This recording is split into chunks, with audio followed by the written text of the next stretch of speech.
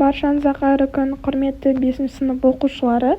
Бүгін біз сіздермен бірге 5 сыныпқа арналған 2-ші тоқсанның тжб-сын талқылайтын боламыз. тжб тапсырмаларын талқылаймыз. Жалпы тжб өздеріңіз білетіндей 45 минутқа беріледі. Бірінші бөлімде listening бөлімі. Listening бөлімінде сіздерге транскрипция тыңдатады. Сол тыңдатып, одан кейін сіздерге түсіп қалған сөздерді жаздыртады. Енді мен мына жерде жауаптарын дайындап қойдым, оқып берейін. Ертең сабаққа барған кезде сіздер бәрібір тыңдайсыздар, тыңдалым дағдыларыңыз үйрену керек. My family lives in Melbourne. There are 6 people in my family. My mother and my father in a large house. The house has 4 bedrooms and a big backyard.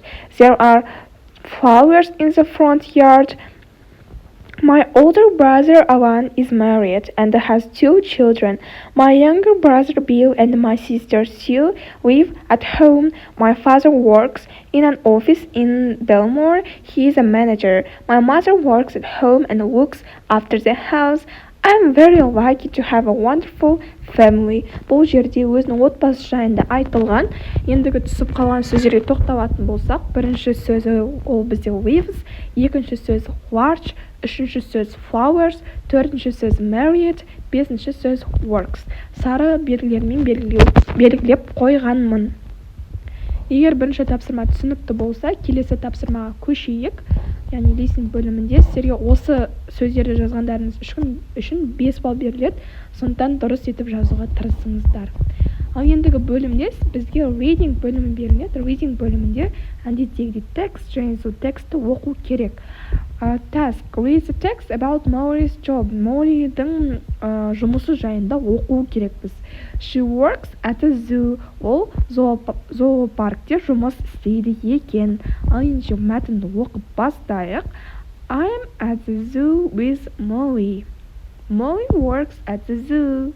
She looks after the big animals, elephants, giraffes, lions, and the tigers. Molly says, my favorite animals are the elephants. At the moment, we have got 6 elephants at the zoo. 2 of them elephants are babies. They are very cute. Molly gets up every day at 6 o'clock. She starts work at 7 o'clock. First, she feeds the lions and the tigers. They eat meat. Then she feeds the giraffes and the elephants. They eat vegetables. All the animals drink water. Molly says, I go home at 3 o'clock. I'm always happy as I love my job. Молли жалпы өзінің жұмысы жайында сипаттап кеткен. Молли зоопаркте жұмыс істейді екен және оның сүйікті жануары піл. Қазіргі таңда зоопаркте 6 піл бар, оның 2-і сәби. Молли күнделікті таңғы 6-да жұмысына барады, одан кейін ол жануарларды қоректендіреді, етпен әсіресе айтылған. Одан кейін айтқан, пілдер және жирафтар көкөніс жейді деп. Одан кейін ол айтқан су ішеді. Және де Моллидің айтуы бойынша ол түскі 3-те жұмысынан қайтады және ол өзінің жұмысын қатты жақсы көретін жайында айтқан. Ендігі кезекте тапсырманы орындайық. Read the text again and write next to the sentences true or false according to the text. Мәтінді оқып болғаннан кейін тапсырма read the text again and write next to the sentences true or false according to the text. The first task is done for as an example. Жалпы бұл жерде сіздерге мәтін жайында оқу керексіздер және мен сіздерге түсіндіріп кеттім. Қазақша полноценный аударып, ендігі кезекте true және false, дұрыс емес, ақиқат, жалған тапсырмасын орындаймыз. Мысалы, example, Molly works at a garage. Ол гаражда жұмыс істемейді, бұл қате тұжырым, сол үшін false деп айтамыз. Ал енді тапсырмаға көшейік. She looks after the big animals. True, бұл бізде дұрыс тұжырым. Her favorite animals are the tigers. It's false, оның сүйікті жануары ол піл. There are 4 elephants at the zoo. It's false. Бұл қате тұжырым, өйткені зоопаркте жалпы 6 піл бар. Molly gets up at 6 o'clock. It's true. Бұл дұрыс тұжырым.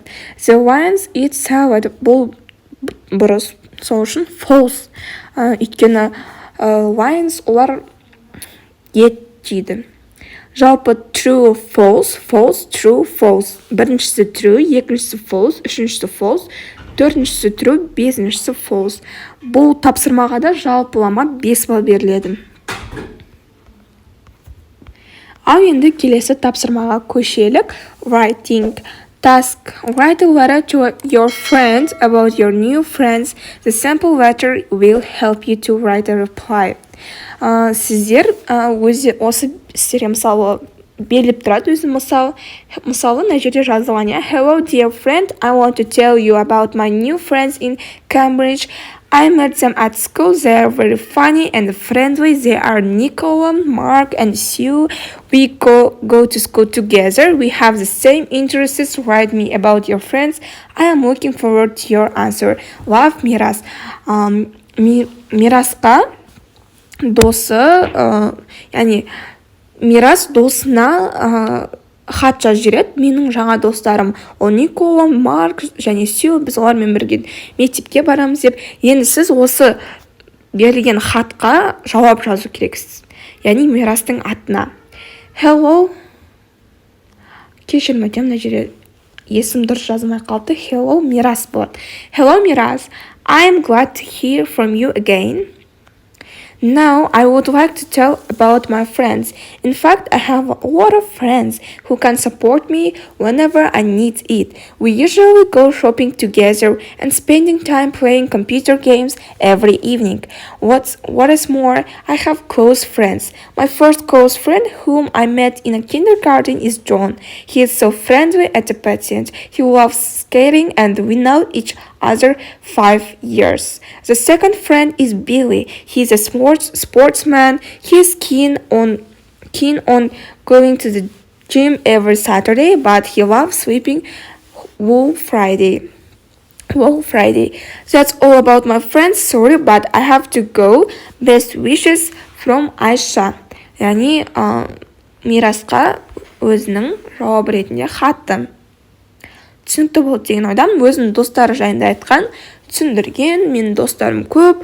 Біз олармен бірге шопинг жасауға барамыз, түрлі компьютер ойындарын ойнаймыз және тағы басқа. Түсінікті болды деген ойдамын. Жалпы бұл тапсырмаға да толығымен 5 балл беріледі writing бөліміне. Келесі бөлімге көшелік. Егер түсінікті болса. Неге? Келесі бөлім бізде speaking бөлімі. Task. Choose one of the pictures and describe it. Answer the questions. Мына жерде сіздерге түрлі мамандық иелері берілген, суреттері.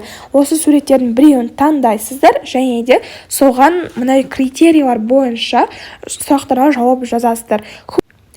Who is on the picture? What does he/she do? Where does he/she work? Who does he/she work with? Do you like this profession? Why not? Осы критериялар бойынша сіздер суреттердің біреуін таңдап жазу керексіздер. Мен мына дәрігерді таңдадым. Дәрігер, әйел адам дәрігері. So let's start. Сұрақтарға жауап жазайық. She is a doctor. She works in the hospital. She is injecting. She works with the other nurses. Nurses болады негізі N-ның орнына N жазылады. I like this profession because doctors help people when they will save their lives.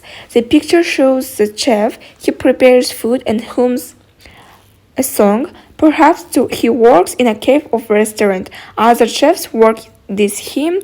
I love the profession because cooking is a full. Бұл жерде мен 2 мамандық таңдаған. Бірі ол дәрігер, екіншісі ол мына жерде тұрған аспазшы. Дәрігер ол қыздарға арналған, ал енді мына аспазшы ұлдарға арналған 2 нұсқа. Жалпы бұл тапсырмаға да 5 балл беріледі. Жалпы балл бізде 20 баллдық тапсырма. Бұл бізде speaking тапсырмасы. Осыны жазып, сіздер айтып беру керексіздер. Сондықтан толығымен түсініп алыңыздар. 5 балл және 5 балл, мінекей. Бұл бізде writing тапсырмасы. Одан кейін тапсырма ол reading тапсырмасы. Және ең бірінші тапсырма ол бізде listening. Жалпы балл 20 балдық тапсырма. Баршаңызға 20-дан 20 алуды тілеймін. Арнаға тіркеліп, лайк батырмасын басып, достарыңызбен бөлісуді ұмытпаңыздар. Алдағы уақытта көптеген тжб тапсырма талдаулары болады. So goodbye for everyone. See you soon.